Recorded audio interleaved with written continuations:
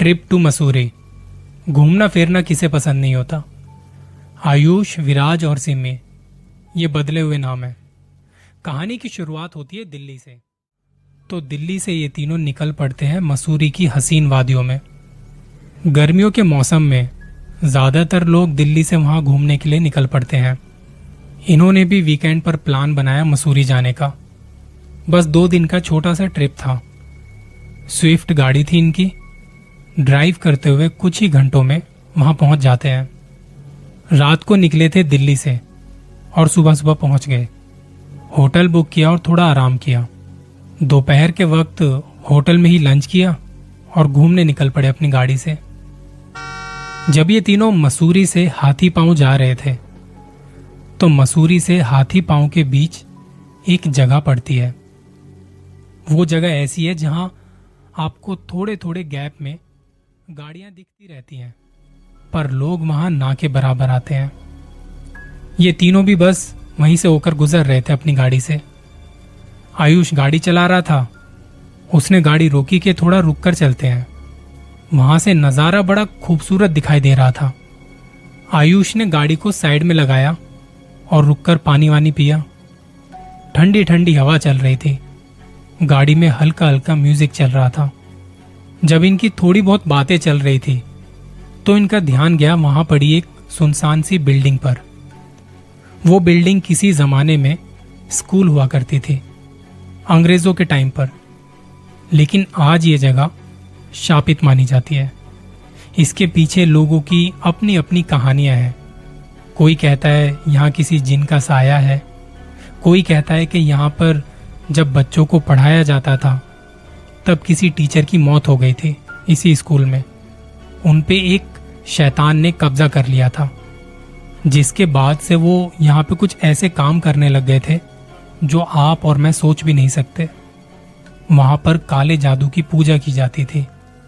कुछ जंगली जानवरों की बलि चढ़ाई जाती थी। और ये करवाने वाला वो शैतान था जो इस जगह पर राज किया करता था। अब होता यह है, जब ये लोग यहाँ पे खड़े थे तब इन्हें वो जगह अपनी तरफ खींचने लगी, जैसे वहां कोई बुला रहा है। आयुष और विराज को लगा कि चलते हैं, एक बार देख के आते हैं कौन है वहां पे।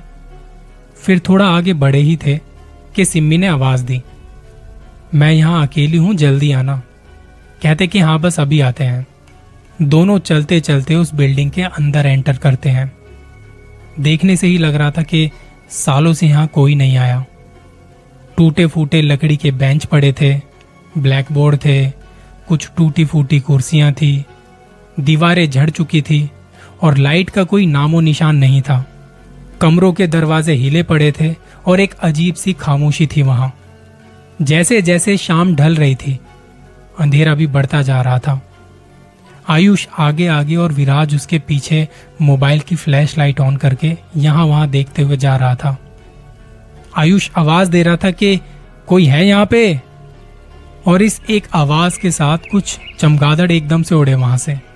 कुछ पक्षियों के झुंड भी फड़फड़ाते हुए उड़ गए। बाहर से गाड़ी के हॉर्न की आवाज आ रही थी।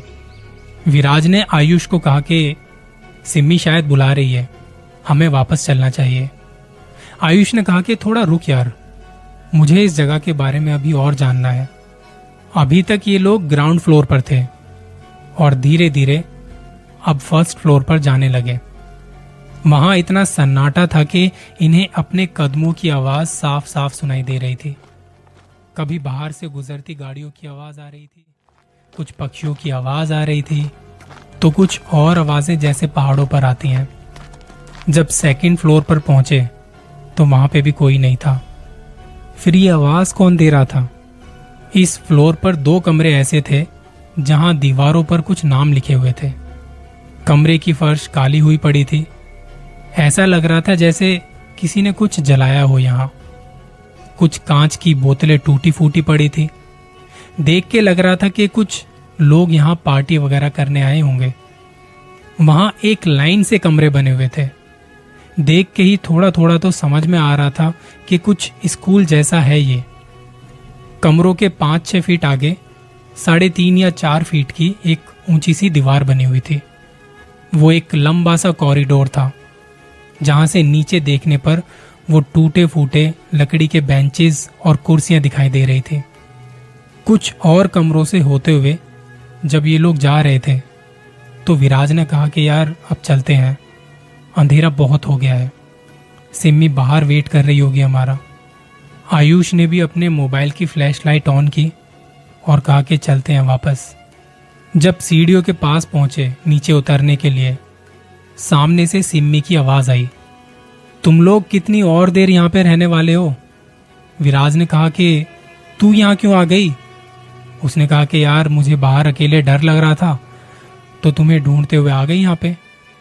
विराज और आयुष से बात करते करते उसका पैर अचानक से सीढ़ियों से फिसला और वो नीचे गिर पड़ी। ये दोनों यहाँ से चिल्लाते हुए दौड़ते हुए सिम्मी की तरफ भागे।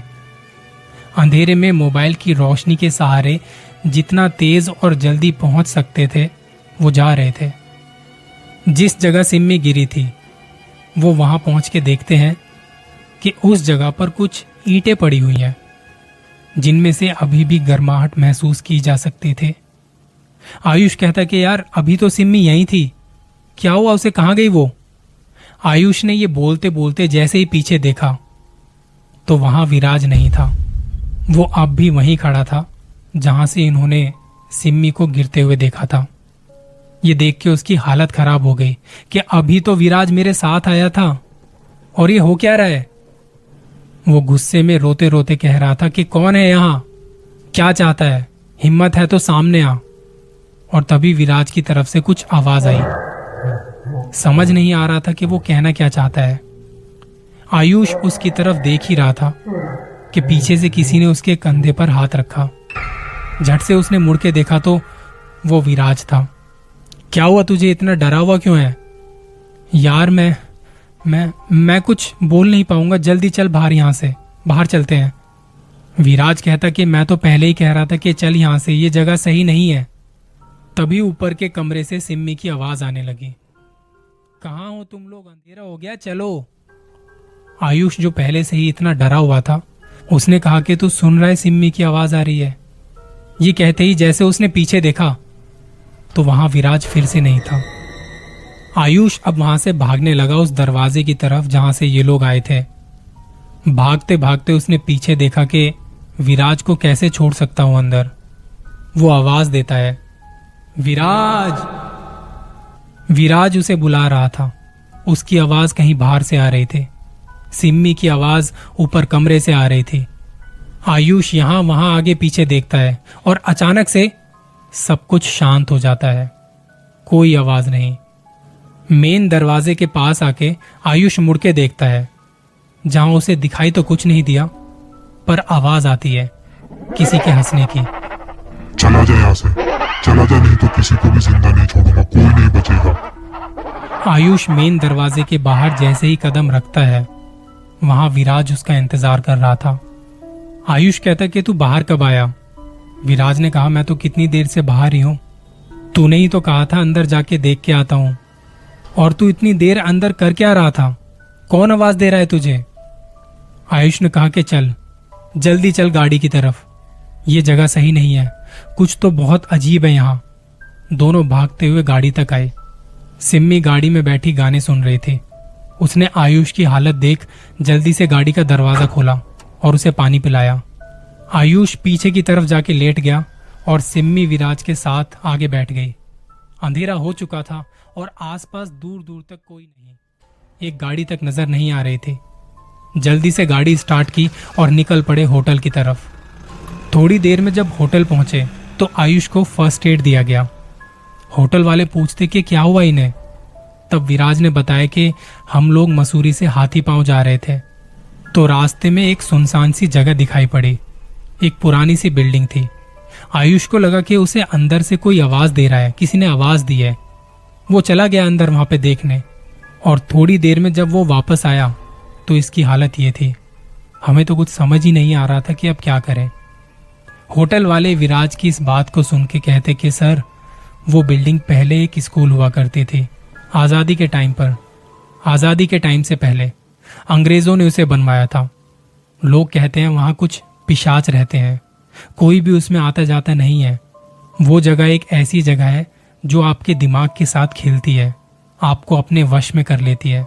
ना जाने कितने लोग वहां पे जाके अपना मानसिक संतुलन खो बैठे हैं उसके अंदर जाके।